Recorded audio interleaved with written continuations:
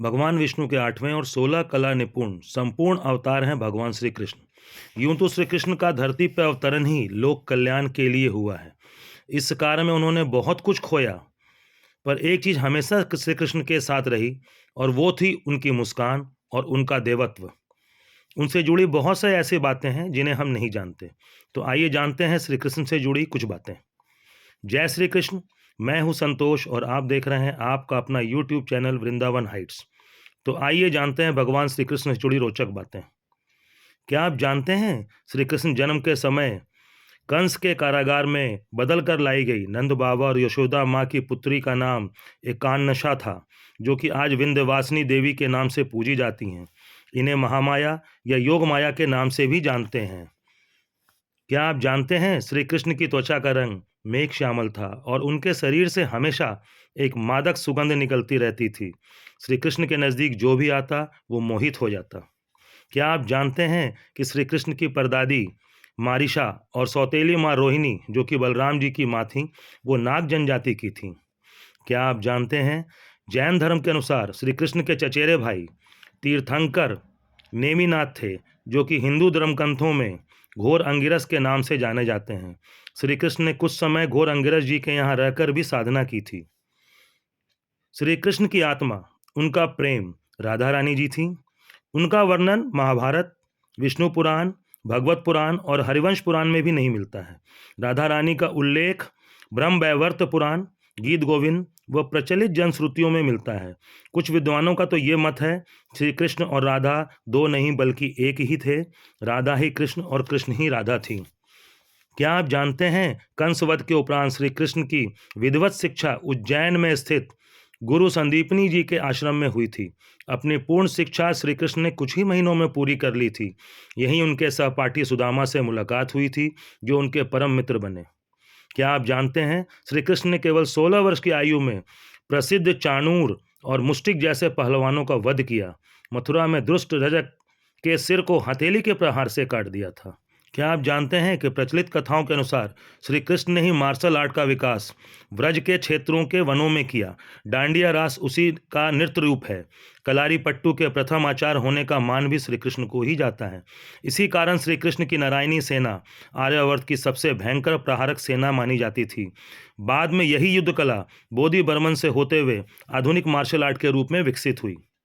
क्या आप जानते हैं श्री कृष्ण के धनुष का नाम सारंग था और मुख्य आयुध चक्र का नाम सुदर्शन था।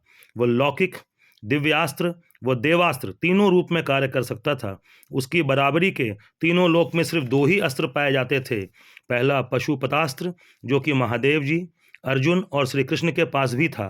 दूसरा प्रशव प्रशास्त्र, जो कि महादेव, वसुगण, भीष्म पितामह और श्री कृष्ण के पास भी था। अस्त्र शस्त्र में भी श्री कृष्ण से राजा कोई संपन्न नहीं था। क्या आप जानते हैं कि यह हमेशा वाद विवाद का विषय रहा है कि अर्जुन, कर्ण, एकलव्य में कौन सर्वश्रेष्ठ धनुर्धर था। लेकिन सच्चाई यह है कि इस विधा में भी श्री कृष्ण ही सर्वश्रेष्ठ थे। और ये बात सिद्ध होती है मद्र की राजकुमारी लक्ष्मणा के स्वयंवर में, जिसकी प्रतियोगिता द्रौपदी स्वयंवर के समान ही लेकिन ज़्यादा कठिन थी। यहाँ कर्ण और अर्जुन दोनों के असफल होने के पश्चात श्री कृष्ण से लक्ष्य वेध कर लक्ष्मणा की इच्छा पूरी की, जो कि श्री कृष्ण को पहले से ही अपना पति मान चुकी थी। क्या आप जानते हैं श्री कृष्ण के खड्ग का नाम नंदक और गदा का नाम कौमोदकी था। शंख का नाम पांचजन्य था, जो कि गुलाबी रंग का था। पांचजन्य शंख श्री कृष्ण ने समुद्र की गहराइयों में रहने वाले शंखासुर नामक दैत्य, जो कि पांचजन्य के नाम से भी जाना जाता था, का वध कर प्राप्त किया था। क्या आप जानते हैं श्री कृष्ण के रथ का नाम जैत्र था और उनके सारथी का नाम दारूक या वाहुक था। उनके घोड़ों का नाम शैव्य, सुग्रीव, मेघपुष्प और वाहचक था। क्या आप जानते हैं श्री कृष्ण की मांसपेशियां मृदु थीं, परंतु युद्ध के समय ये विस्तृत हो जाती थीं। इसलिए सामान्यतः कन्याओं के समान दिखने वाला उनका लावण्यमय शरीर युद्ध के समय अत्यंत कठोर दिखाई देने लगता था। ठीक ऐसे ही लक्षण कर्ण और द्रौपदी के शरीर में भी देखने को मिलते थे। क्या आप जानते हैं कृष्ण के कई युद्धों और अभियानों का सफलतापूर्वक संचालन किया, परंतु इनमें 3 सर्वाधिक महत्वपूर्ण थे। महाभारत का युद्ध, जरासंध और काल यवन का युद्ध और नरकासुर के विरुद्ध युद्ध। क्या आप जानते हैं श्री कृष्ण के जीवन का सबसे भयंकर युद्ध बहन सुभद्रा की प्रतिज्ञा के कारण अर्जुन के साथ हुआ था, जिसमें दोनों ने अपने सबसे विनाशक शस्त्र क्रमशः सुदर्शन चक्र और पाशुपतास्त्र निकाल लिए थे। बाद में देवताओं के अनुरोध और हस्तक्षेप से दोनों शांत हुए थे। क्या आप जानते हैं श्री कृष्ण ने 2 नगरों की स्थापना की थी, द्वारका जिसे पूर्व में कुशावती कहते थे, और पांडवों के लिए इंद्रप्रस्थ जिसे पूर्व में खांडवप्रस्थ कहते थे।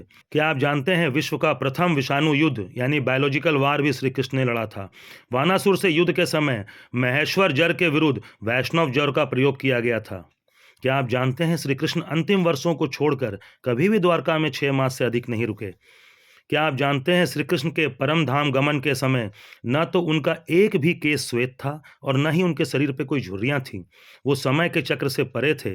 परम धाम गमन के 8वें दिन सोने की द्वारका नगरी पूरी की पूरी समुद्र में समा गई। श्री कृष्ण ने इसकी सूचना द्वारका वासियों को पहले ही दे दी थी। क्या आप जानते हैं श्री कृष्ण ने श्रीमद् भागवत गीता के रूप में आध्यात्मिकता की वैज्ञानिक व्याख्या दी, जीवन का संपूर्ण सत्य बताया, जो मानवता के लिए सबसे बड़ी पूंजी थी, है और रहेगी।